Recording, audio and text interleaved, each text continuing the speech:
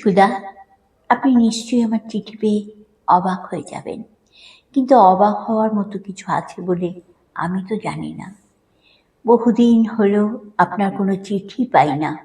কিছুদিন আগে কলকাতায় গেছিলাম, অনেক দিন আপনাকে দেখিনি, তাই খুব দেখতে ইচ্ছে হওয়ায় সমস্ত ঝুঁকি নিয়েই আপনাদের কেয়াতলার বাড়িতে গেছিলাম। বৌদি ছিলেন না। অবশ্য না দেখা হয়ে ভালোই হয়েছে। দেখা হলে আমি খুবই এম্বারাসড ফিল করতাম। যে দোষে আমি দোষী নই, দোষী ছিলাম না কোনো দিনও, সেই দোষের জন্যে মনে মনে উনি আমাকে অনেক শাস্তি দিয়েছেন। অবশ্য এ কথাও জানি যে সেই শাস্তির বোঝা বইতে হয়েছে আপনাকে, কখনো প্রতিবাদের সঙ্গে, কখনো বিনা প্রতিবাদে। এমন অসুখ কি করে বানিয়েছিলেন জানি না। ভগবানের দয়ায় আপনার কোনো কিছুরই অভাব ছিল না। নিজেকে সুখী করার সমস্ত রকম উপাদান আপনার মধ্যে ছিল।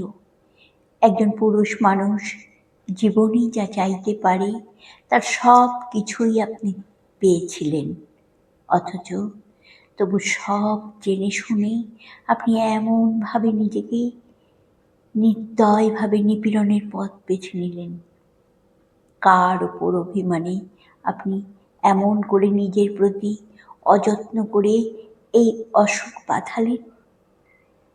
আপনার সঙ্গে দেখা হলে খুব ঝগড়া করব। আপনাদের বাড়িতে শুনলাম আপনি আরও মাস 6 ওখানে থাকবেন। আপনার ওপর কতখানি রাগ করে আছি তা আমার সঙ্গে দেখা হলে বুঝবেন। আপনি রাজি হয়ে গেলেন, অথচ আমাকে একটা খবর পর্যন্ত দিলেন না।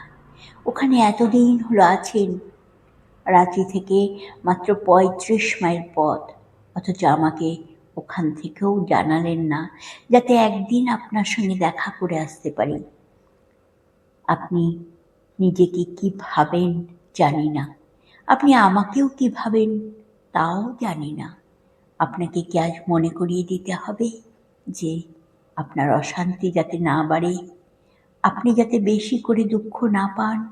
শুধু শুধু সেই জন্যেই কলকাতার বন্ধু বান্ধবী আত্মীয় স্বজন সব ছেড়ে একজন সদ্য এমএ পাশ করা অল্প বয়সী অবিবাহিতা মেয়ে একা এখানে চলে এসেছিল? এক সময় আপনি আমাকে একদিন না দেখতে পেলে পাগলের মতো করতেন, অথচ আমাকে শুধু একবার চোখের দেখার জন্যে আপনাকে যে কষ্ট ও অনেক সময় অপমানও সহ্য করতে হতো, তা আর কেউই না জানুক, আমি জানতাম।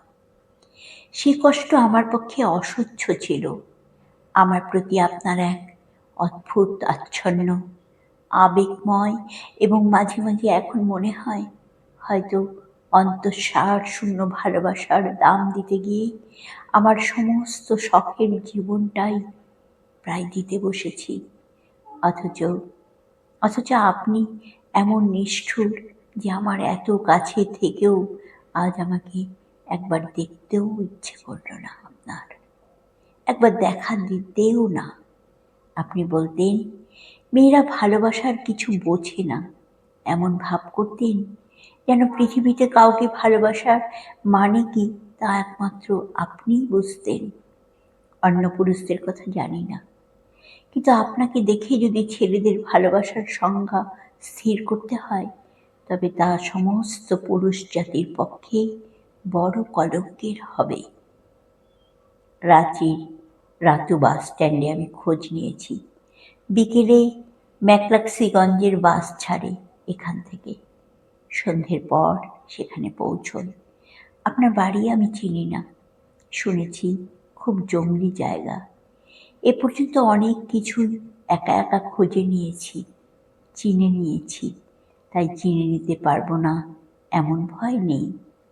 একদিন লক্ষ লোকের মাঝ থেকে আপনাকে চিনতে যখন ভুল হয়নি, আজ অন্ধকার জঙ্গলে আপনার বাড়ি চিনতেও কষ্ট হবে না আশা করি।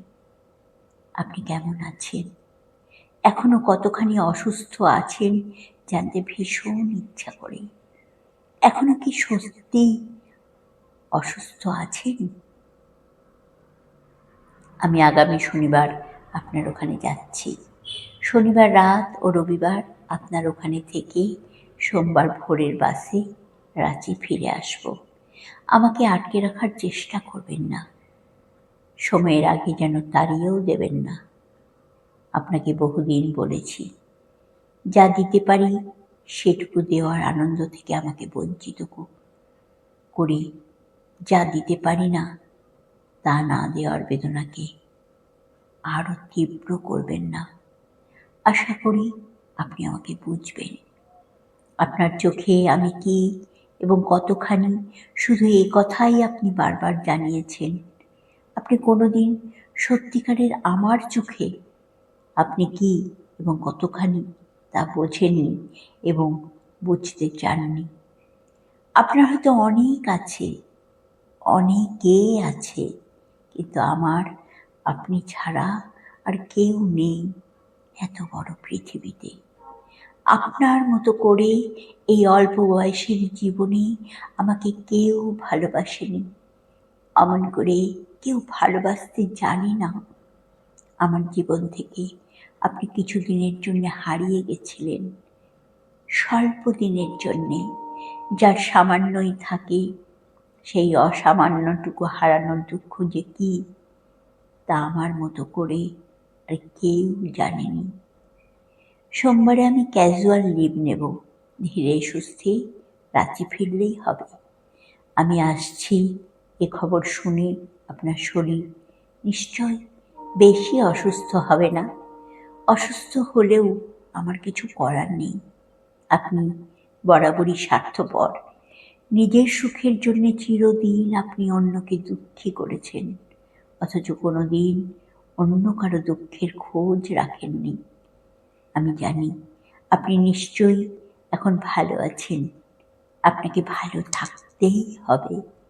আমি যতদিন বেঁচে থাকব, যতদিন আমার নিঃশ্বাস পড়বে, ততদিন আপনার কোনো রকম ক্ষতি হতে দেব না। পৃথিবীতে এমন কোনো শক্তি নেই যা আপনার ক্ষতি করে। ইতি আপনার অনাদরের ভুলে যাওয়া ছুটি।